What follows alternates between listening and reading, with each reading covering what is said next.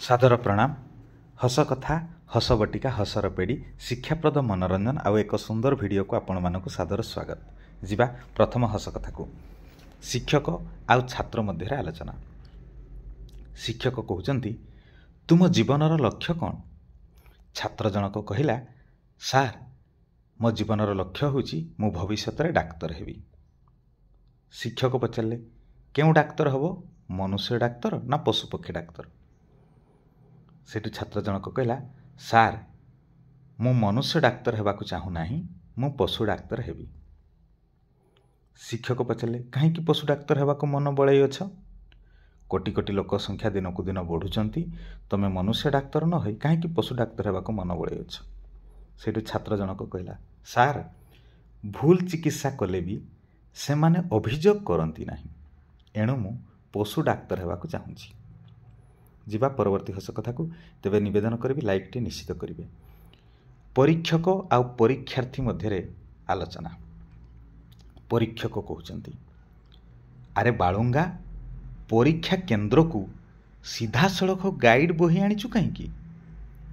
सेठू परीक्षार्थी कहला सार आपण परा कहिचंती बही को छिंडाइबा अनुचित।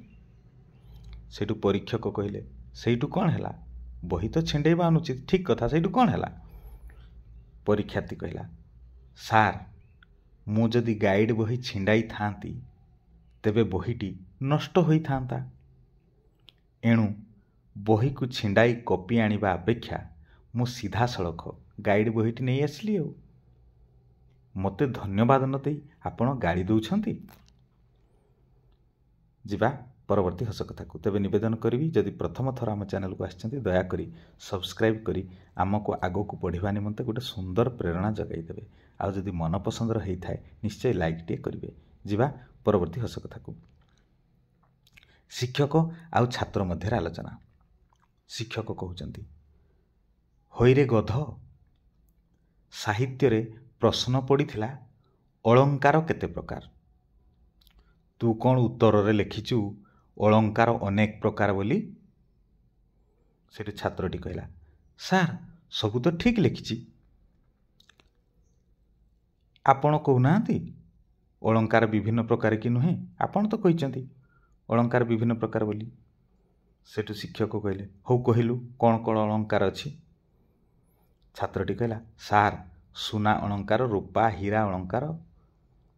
सेठू शिक्षक कहले आहुरी लिखिदेलुनी तंबा कंसा अलंकार बोली। जीवा परवर्ती हस कथा को तेबे मनोरंजन पाई शिक्षा को आधार करी ए वीडियो सब प्रस्तुत करा जायछि। परवर्ती हस कथाटी हला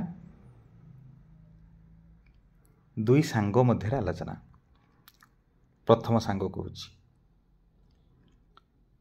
सांग हातरे छता धरिकी वर्षारे भिजुचु कहीं?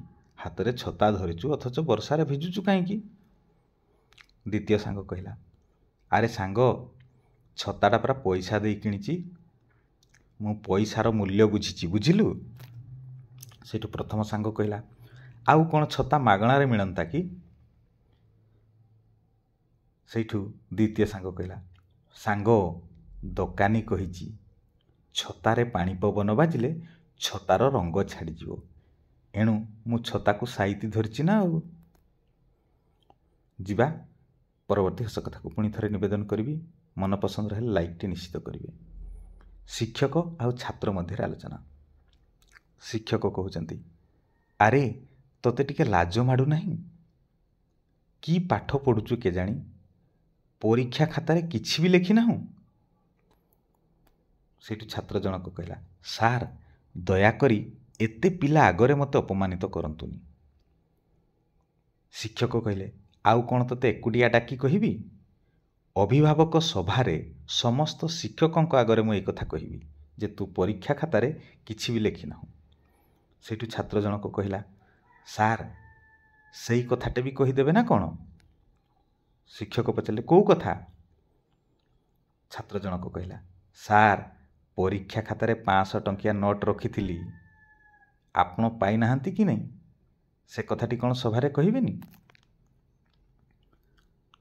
केवल मनोरंजन पर शिक्षा को आधार कर भिडियो सब प्रस्तुत करा आशा करुच्ची भल लगी भिडियोटी शेष पर्यंत देखि अशेष धन्यवाद।